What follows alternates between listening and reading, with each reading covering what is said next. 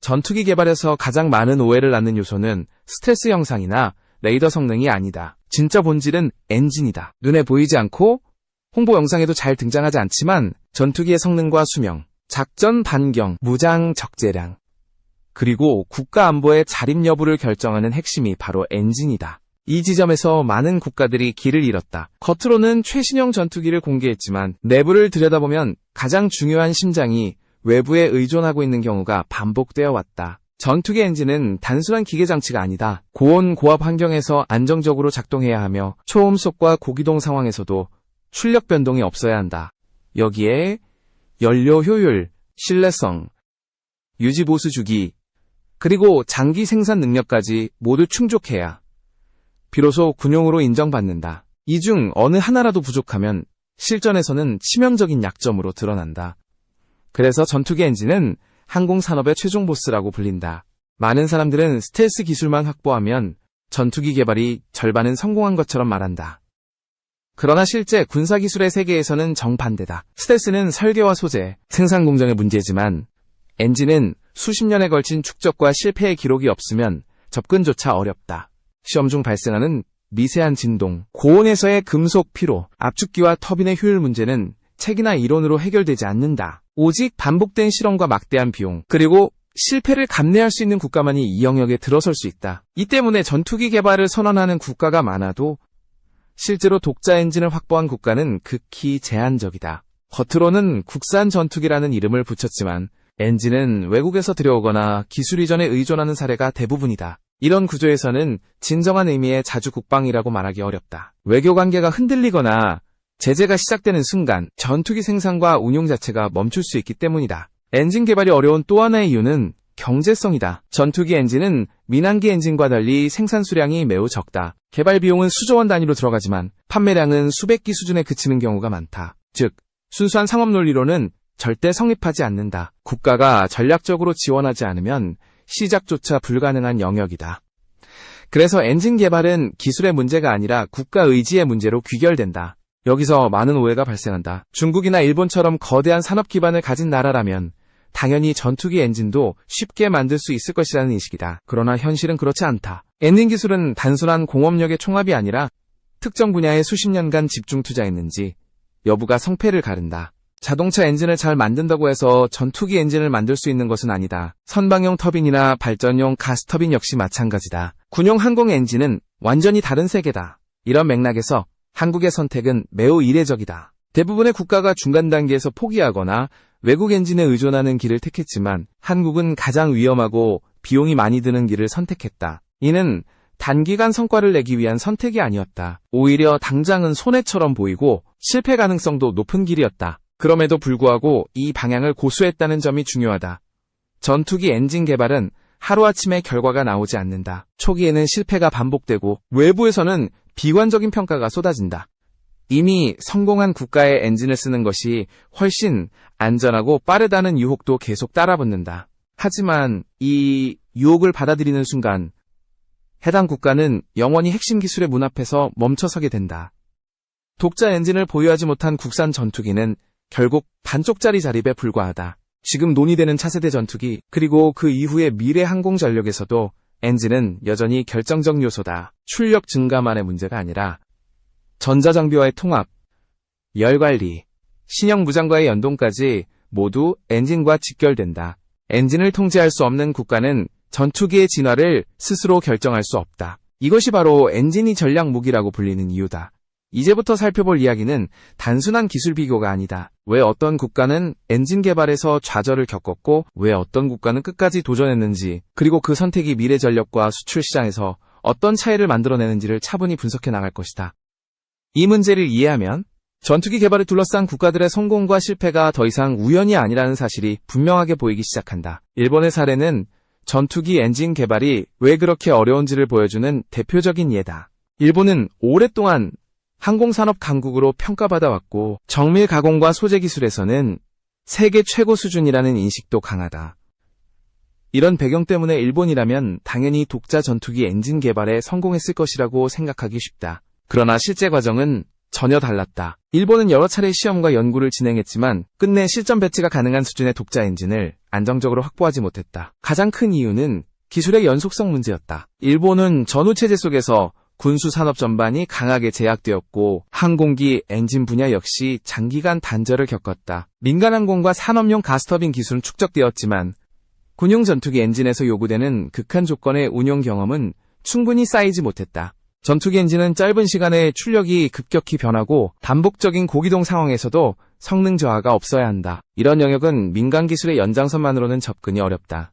일본은 이를 극복하기 위해 시험용 엔진 개발과 실증 프로젝트를 단계적으로 진행했다. 수치상 성능은 분명 개선되었고 일부 시험에서는 의미 있는 결과도 나왔다. 하지만 문제는 안정성과 신뢰성이었다. 시험 환경에서는 작동하던 엔진이 장시간 운용이나 반복 시험에서 예상치 못한 결함을 드러내는 사례가 계속 발생했다. 이는 단순한 설계 오류라기보다는 실전 운용 데이터가 부족한 상태에서 나타나는 전형적인 한계였다. 또 하나의 결정적 요인은 비용 대비 효율 문제였다. 일본 내부에서도 독자 엔진 개발에 투입되는 막대한 예산에 대한 회의론이 끊임없이 제기되었다. 이미 검증된 외국 엔진을 도입하면 시간과 비용을 크게 절약할 수 있는데 굳이 불확실한 독자 개발을 계속할 필요가 있느냐는 질문이었다. 이 논리는 단기적으로는 매우 설득력이 있었다. 실제로 일정 지연과 예산 초과가 반복되면서 정치적 부담도 커졌다. 결국 일본은 선택의 기로에 서게 된다. 기술적 자존심과 장기적 자립을 추구할 것인가 아니면 현실적인 전력 확보를 우선할 것인가라는 문제였다. 이 과정에서 일본은 점차 독자 엔진 개발의 비중을 줄이고 외국 기술과의 협력에 무게를 두는 방향으로 움직이게 된다. 이는 실패라기보다는 전략적 후퇴에 가까운 선택이었지만 결과적으로 완전한 독자 노선은 유지되지 못했다. 여기서 중요한 점은 일본이 기술력이 부족해서 포기한 것이 아니라는 사실이다. 오히려 일본은 충분한 산업 기반과 인재를 갖추고 있었다. 문제는 군용 항공 엔진이라는 분야가 요구하는 특수한 축적과 이를 수십 년간 끊임없이 유지할 수 있는 정책적 일관성이었다. 시험이 실패로 끝날 때마다 다시 도전할 수 있는 정치적 환경과 사회적 합의가 충분하지 않았던 것이다.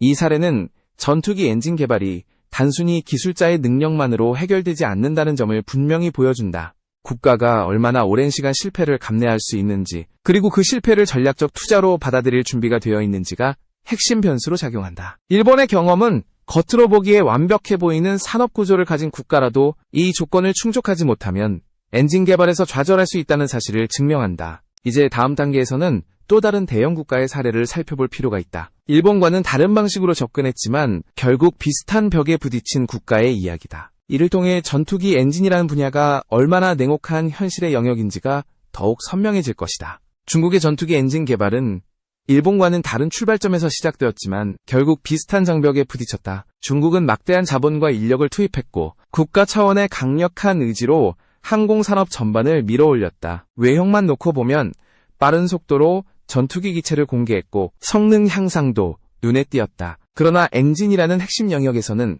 시간이 갈수록 구조적인 한계가 드러나기 시작했다.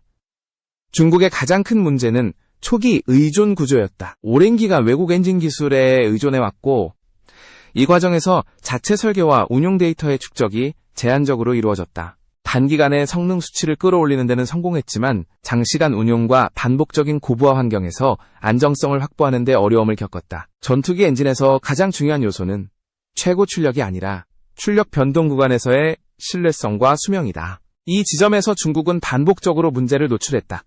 시험 단계에서는 일정 수준의 성능을 보여주지만 실제 부대 운용 단계로 넘어가면 결함이 발생하는 패턴이 이어졌다. 이는 단순한 결함 수정으로 해결될 문제가 아니었다. 엔진 내부 소재의 내열성, 터빈 블레이드의 피로 수명, 고온 환경에서의 제어 안정성 등은 단기간의 개선으로 극복하기 어렵다. 이러한 문제들은 수십 년간 축적된 실전 운용 데이터와 피드백을 통해서만 점진적으로 해결된다. 또 다른 한계는 개발 방식 자체에 있었다. 중국은 빠른 결과를 요구하는 구조 속에서 개발을 진행해왔다. 정치적 성과와 대외적인 이미지가 중시되면서 완성도가 충분히 검증되기 전에 다음 단계로 넘어가는 경우가 잦았다. 이로 인해 문제의 근본 원인을 해결하기보다 임시적인 보완책으로 넘어가는 악순환이 반복되었다. 엔진 개발에서는 이런 접근이 치명적인 결과로 이어질 수밖에 없다. 수출 시장에서도 이 한계는 명확히 드러난다. 전투기 구매국이 가장 민감하게 보는 요소 중 하나가 엔진의 신뢰성과 유지 보수 체계다. 성능 수치가 아무리 화려해 보여도 운용 중 잦은 결함과 높은 정비 부담이 예상되면 선택지에서 제외된다. 이 때문에 중국 전투기의 판매 대상은 자연스럽게 제한될 수밖에 없었다. 정치적 이유로 선택하는 국가를 제외하면 광범위한 시장 진입은 쉽지 않은 구조다.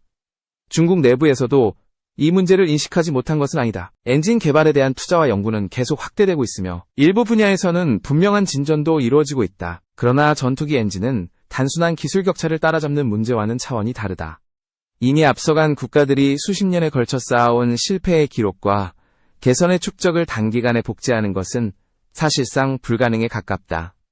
이 사례는 전투기 엔진 개발에서 규모와 속도가 반드시 성공으로 이어지지 않는다는 점을 보여준다. 막대한 자본과 인력을 투입해도 개발 철학과 축적의 방식이 맞지 않으면 결과는 제한적일 수밖에 없다. 중국의 경험은 엔진 개발이 단순한 기술 경쟁이 아니라 시간과 인내의 경쟁이라는 사실을 다시 한번 확인시켜준다. 이제 시선을 다른 방향으로 돌릴 필요가 있다. 같은 아시아권에 있으면서도 전혀 다른 전략과 접근 방식을 택한 국가의 사례다. 왜 그 국가는 이 어려운 영역에서 다른 가능성을 만들어낼 수 있었는지 그 선택의 배경과 구조를 살펴보는 것이 다음 단계다.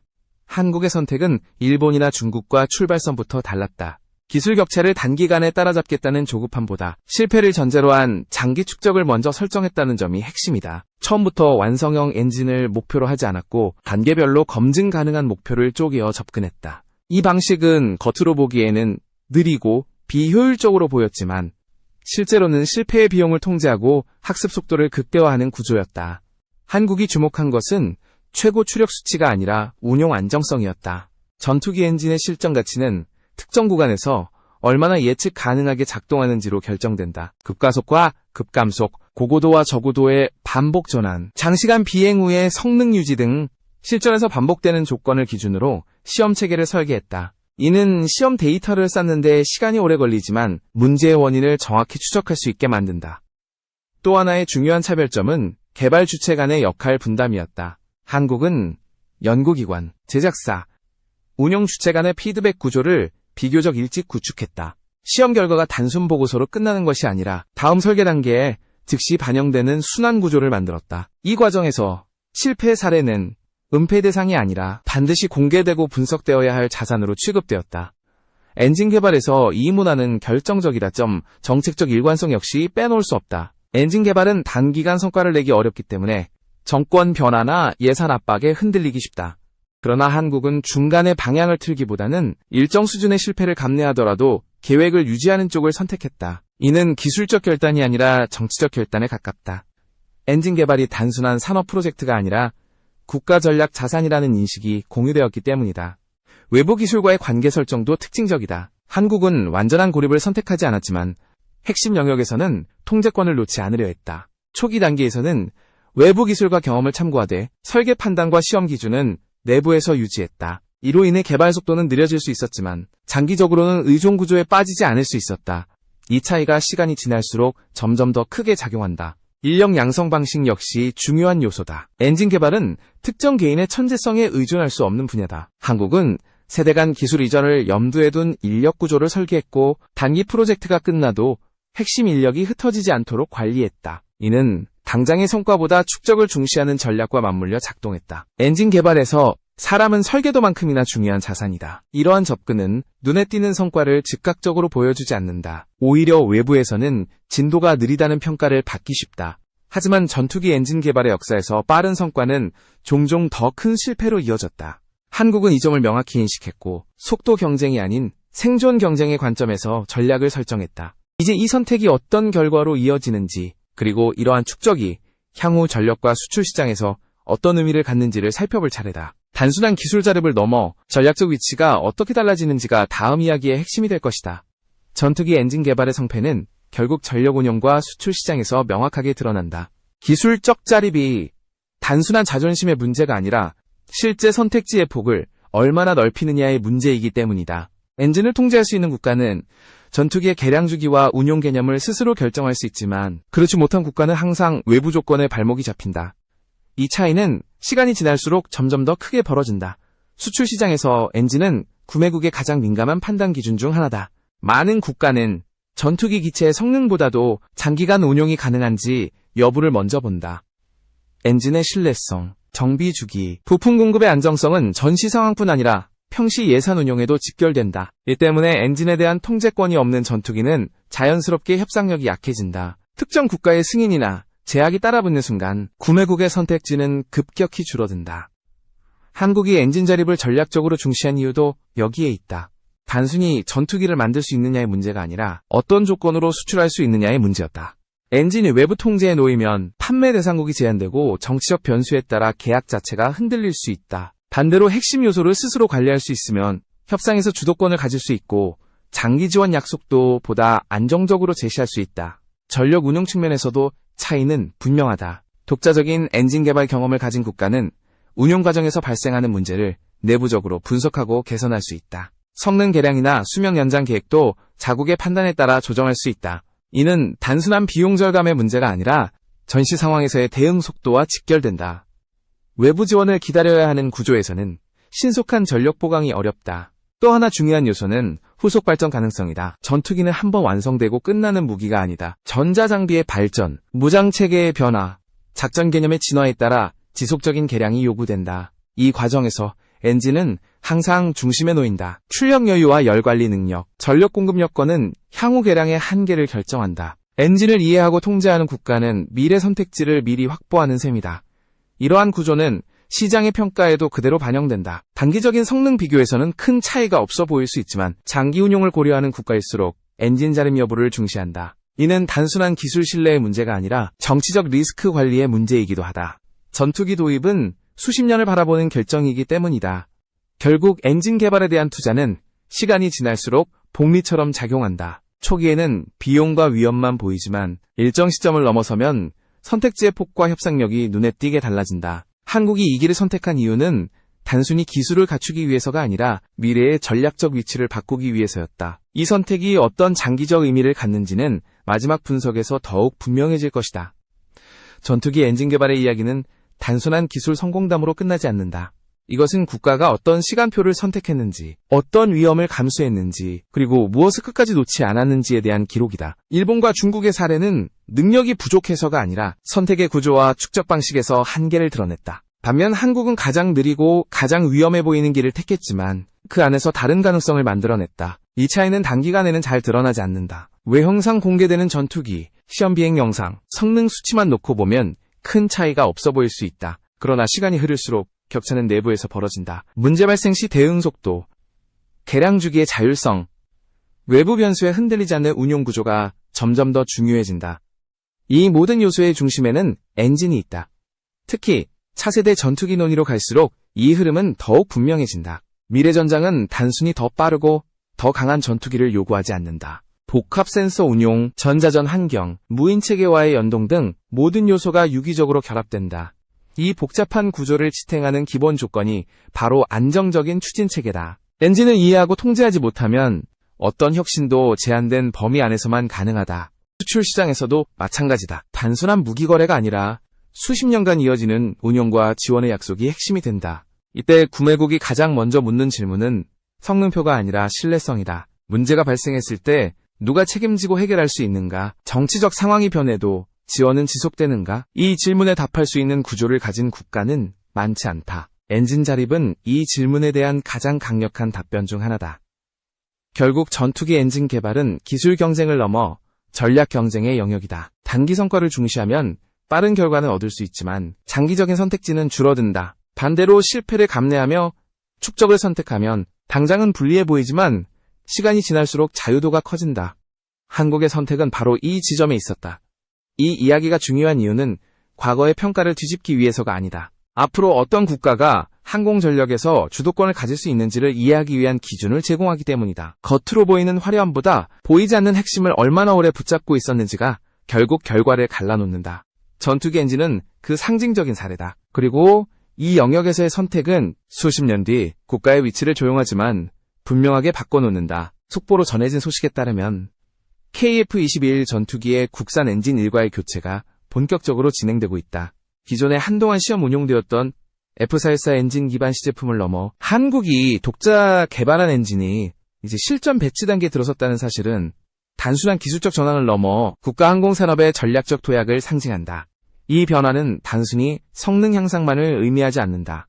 안정성과 운용주기, 유지 보수 체계까지 모두 자국 기술로 통제할 수 있게 되었음을 의미하며 이는 향후 KF-21의 개량과 수출 경쟁력에 결정적인 영향을 미친다. KF-21 국산 엔진의 가장 큰 특징은 출력과 신뢰성을 동시에 달성했다는 점이다. F414 엔진과 비교했을 때 단순 추력 수치만이 아니라 고온 환경에서의 지속 운용 능력, 고기동 상황에서의 출력 안정성, 그리고 장기 유지 보수의 편리함까지 종합적으로 개선되었다. 엔진 기술의 이러한 진보는 단순한 국산화 수준을 넘어 기존 외국산 엔진과의 성능 차이를 근본적으로 뒤집는 수준으로 평가받는다. 이 소식이 알려지자 국제 방산 시장에서 KF-21에 대한 관심은 급격히 증가했다. 중국이나 일본이 이전에 겪었던 엔진 개발의 실패 사례와 비교하면 한국의 성공은 더욱 부각된다. 일본은 연속된 시험 실패와 안정성 문제로 독자 엔진 개발에 어려움을 겪었고 중국 역시 초기 시험에서 일정 성능을 달성했지만 장기 신뢰성과 반복 운용에서 한계를 노출했다. 한국은 이러한 경험을 교훈 삼아 실패를 반복적으로 학습하고 시험 체계를 철저하게 구축함으로써 독자 엔진 개발에 성공했다. KF-21에 대한 러브콜이 쇄도하는 이유도 바로 여기에 있다. 구매국 입장에서 엔진의 자국 통제 가능성은 장기 운용과 전력 보관 계획의 자유도를 결정짓는 핵심 요소다. 단순히 외형이나 무장체계의 사양보다 엔진 안정성과 유지보수 체계가 보장된다는 점이 구매 결정에 직접적인 영향을 미친다. 국산 엔진으로의 전환은 KF-21이 단순한 전투기 판매를 넘어 장기간의 운용 지원과 전략적 신뢰성을 함께 제공할 수 있음을 보여준다. 결국 이번 국산 엔진 교체는 기술적 성취 이상의 의미를 갖는다. 이는 한국이 단순히 전투기를 설계하고 제작할 수 있는 국가를 넘어 핵심 전략 기술을 완전히 내재화하고 통제할 수 있는 수준에 도달했음을 입증한다. F414 엔진을 넘어선 성능, 자국 기술에 의한 완전한 통제, 장기 운용과 수출 경쟁력까지 KF-21은 이제 전 세계 전투기 시장에서 독자적 입지를 강화할 수 있는 토대를 마련했다. 한국의 사례는 다시 한번 확인시킨다. 전투기 엔진 개발은 단순한 기술 경쟁이 아니라 국가 전략의 핵심이며 장기적 축적과 실패를 감내할 수 있는 의지 없이는 결코 달성할 수 없는 영역이다. KF-21의 국산 엔진 전환은 이러한 원칙을 충실히 따른 결과이며 앞으로 한국 항공산업의 미래를 결정짓는 중요한 전환점이 될 것이다.